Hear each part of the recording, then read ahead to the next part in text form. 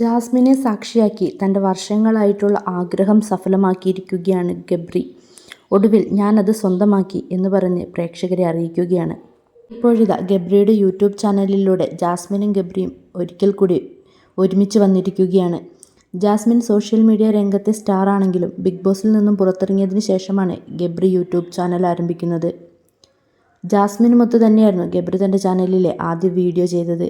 ആ വീഡിയോയ്ക്ക് 1.5 മില്യൺ കാഴ്ചക്കാരെയാണ് ലഭിച്ചത്. തൻ്റെ യൂട്യൂബ് ചാനലിന് ഇത്ര വലിയ സ്വീകാര്യത നൽകിയ എല്ലാ പ്രേക്ഷകർക്കും ഞാൻ നന്ദി പറയുകയാണെന്നാണ് ഗബ്രി വ്യക്തമാക്കുന്നത്. എൻ്റെ പരിചയത്തിലുള്ള ആർക്കും തന്നെ ആദ്യ വീഡിയോയ്ക്ക് 1.5 മില്യൺ വ്യൂസ് ഒന്നും ലഭിച്ചിട്ടില്ല.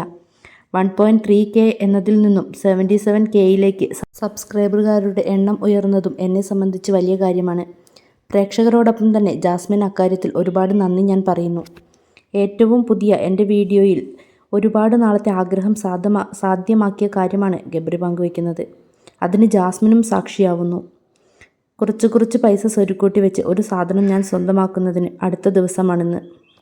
അങ്ങനെ ജാസ്മിനെയും കൊണ്ട് ഗബ്രി ഒരു ബൈക്ക് ഷോറൂമിലേക്കാണ് എത്തിയത്.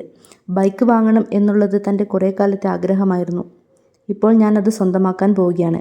നാളെയാണ് ഡെലിവറി എങ്കിലും ഇന്ന് ഞാനത് അൺബോക്സ് ചെയ്യുകയാണെന്നാണ് ഗബ്രി പറയുന്നത്. ഡ്യൂക്കാട്ടിയുടെ ബൈക്കാണ് ഗബ്രി സ്വന്തമാക്കിയിരിക്കുന്നത്.